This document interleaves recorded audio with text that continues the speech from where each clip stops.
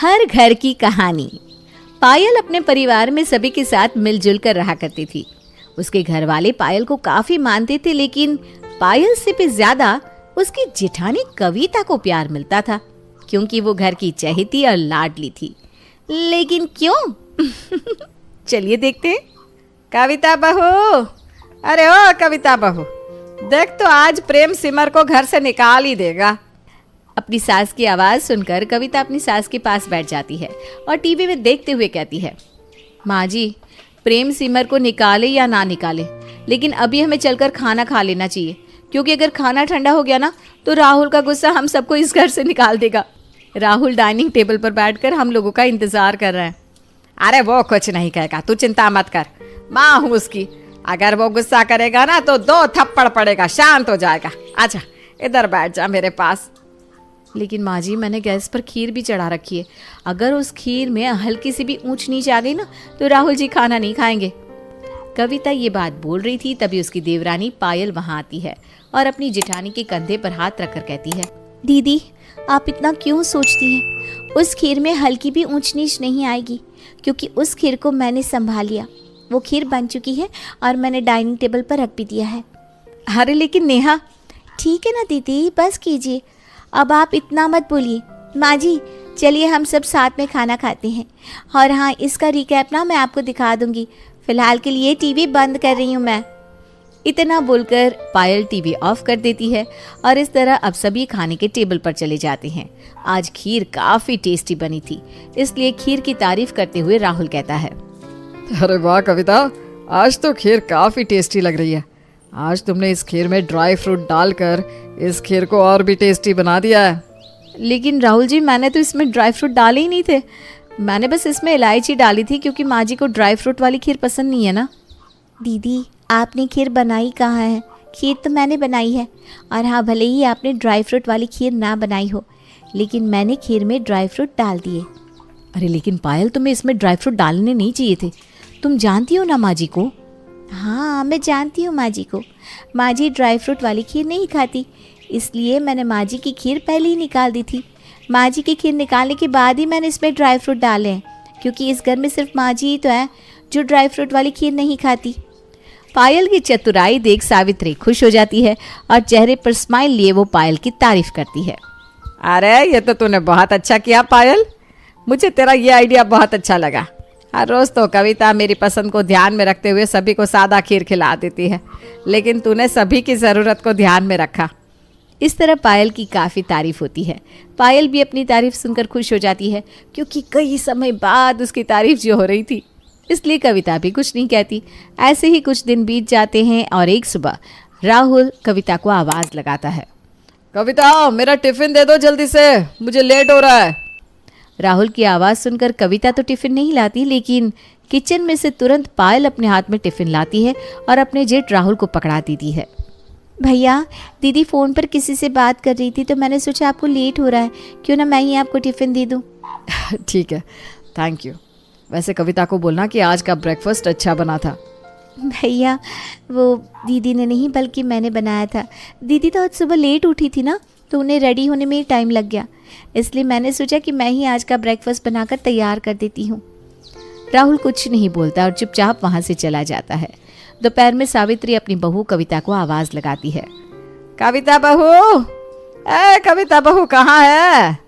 अरे दोपहर हो रही है, दोपहर का खाना बना है कि नहीं? क्योंकि कविता बाथरूम में थी, सिर्फ इसलिए वो अपनी सास की आवाज़ सुन नहीं पाती।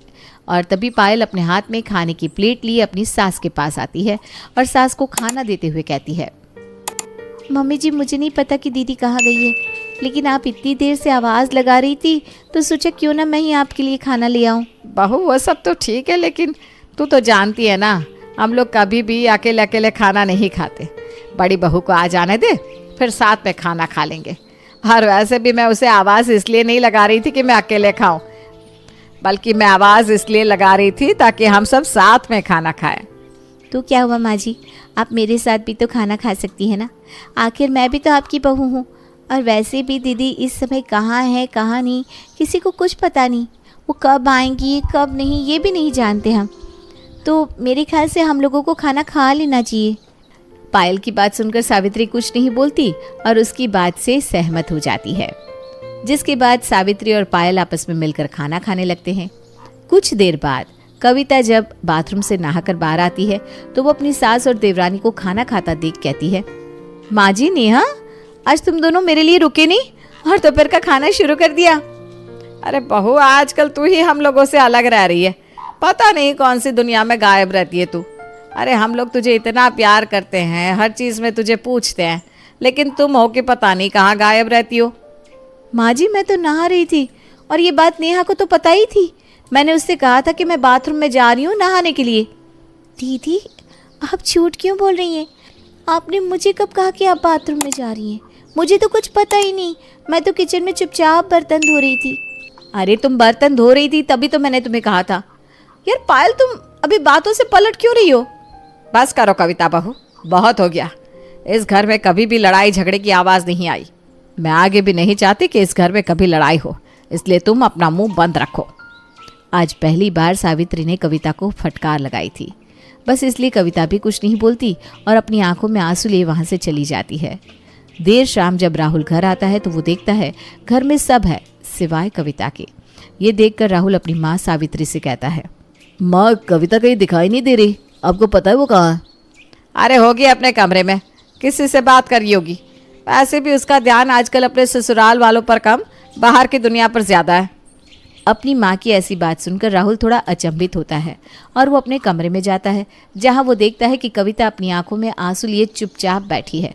उसकी आंखों में आंसू देखकर राहुल उससे कहता है, कविता, तुम यहाँ इस तरह अकेले क्यों बैठी हो? चलो सबके साथ बैठो। बस राहुल, अब मन नहीं है किसी के साथ बैठने का, क्योंकि अगर मैं किसी के साथ बैठती हूँ तो लोग मुझे कहते हैं मैं अपने परिवार वालों पर ध्यान नहीं दे रही हूँ। अरे ऐसा कुछ भी नहीं है कविता, हर समय हर इंसान किसी के लिए अवेलेबल नहीं हो सकता। राहुल की बात सुनकर कविता की आंखों से आंसू गिर जाते हैं, जिसके बाद कविता सभी के साथ बैठने के लिए बाहर आती है। लेकिन वो देखती है कि कोई भी उससे ठीक से बात नहीं कर रहा और सभी लोग नेहा से बातचीत कर रहे हैं।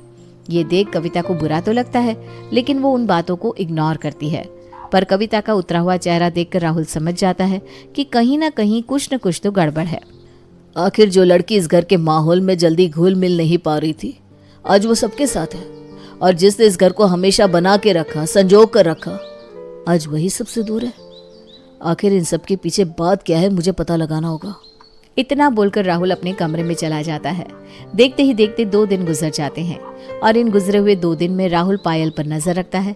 और ऐसे ही एक दिन राहुल पायल के कमरे के बाहर से गुजर रहा था, जहां वो पायल को बात करते हुए सुनता है, मैंने काफी हद तक इस घर में अपनी जगह बना ली है। आप बस एक बार माँ जी के मन में दीदी के लिए नफरत पैदा कर दो। इसके बाद इस घर पर सिर्फ और सिर्फ मेरा राज होगा। फिर हर इंसान मुझे पूछेगा।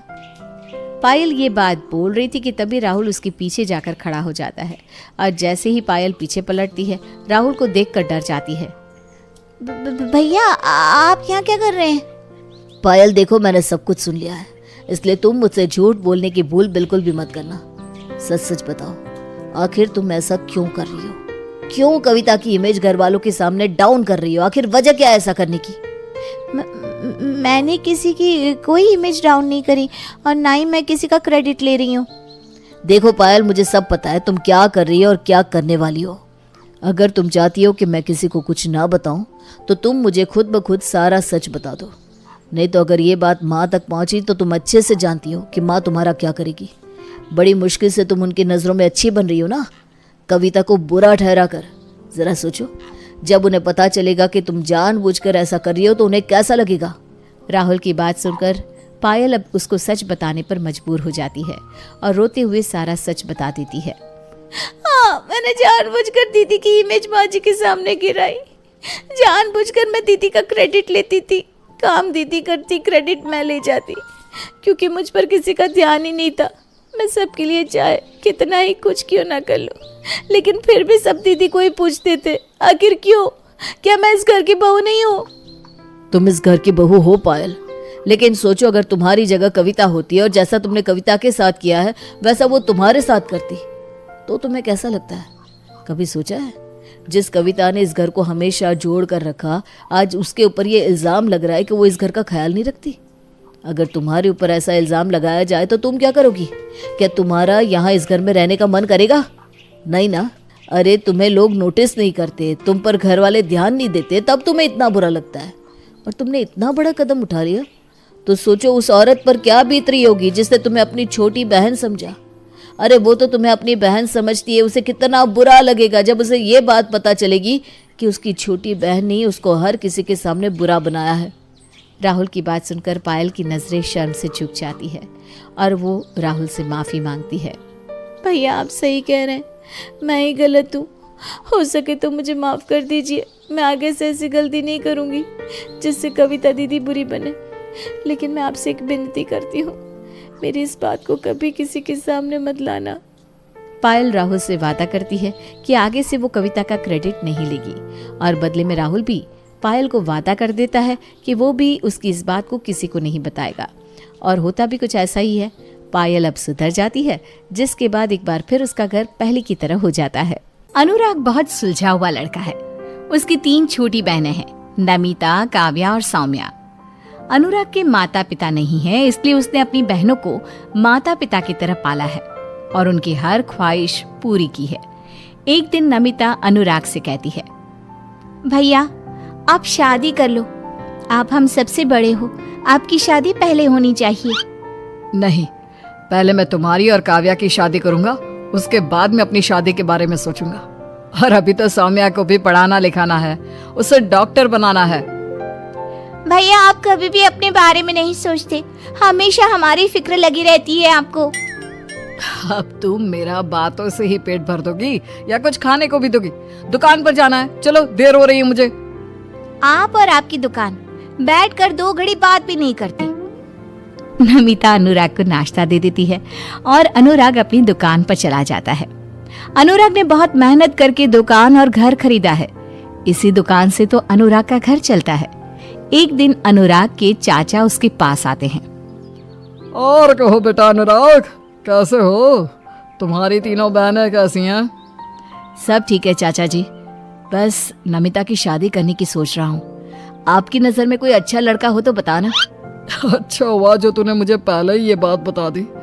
अब कल ही किशोरी लाल जी मिले थे, वो भी अपने लड़के के लिए अच्छी और संस्कारी लड़की ढूंढ रहे हैं। अगर तुम कहो तो बात करूं? हाँ हाँ चाचा जी, बात कर लो आप और जल्दी से ये रिश्ता पक्का करवाओ। लड़की के परिवार वाले नमिता को पसंद कर लेते हैं और अनुराग को भी लड़का पसंद आ जाता है। शादी की तारीख भी पक्की हो जाती है। लेकिन एक दिन अनुराग के चाचा उसके घर आकर कहते हैं, कैसे चल रही है शादी की तैयारी? बहुत अच्छी चाचा जी, कार्ड तो लगभग बन चुके हैं। बेटा एक जरूरी बात करनी है तुमसे, सोच रहा हूँ कैसे करूँ। अरे चाचा जी, आपको मुझसे बात करने के लिए भी सोचना पड़ता है, आराम से बताइए क्या बात है। वो क्या है ना बेटा, शादी के लिए किशोरी लाल जी ने एक शर्त रखी है। शर्त? कैसी शर्त? उन्हें दहेज में 25 लाख रुपए चाहिए बेटा। क्या 25 लाख रुपए? लेकिन चाचा जी उन्होंने पहले तो ऐसा कुछ भी नहीं कहा था, अचानक से। मुझे तो समझ में नहीं आ रहा, मैं इतने कम समय में इतने सारे रुपयों का इंतजाम कैसे करूंगा। ये सारी बातें नमिता भी सुन लेती है और वो गुस्से से कहती है, चाचा जी आप जाकर उन लोगों से मना कर दो कि हमें ये शादी नहीं करनी है।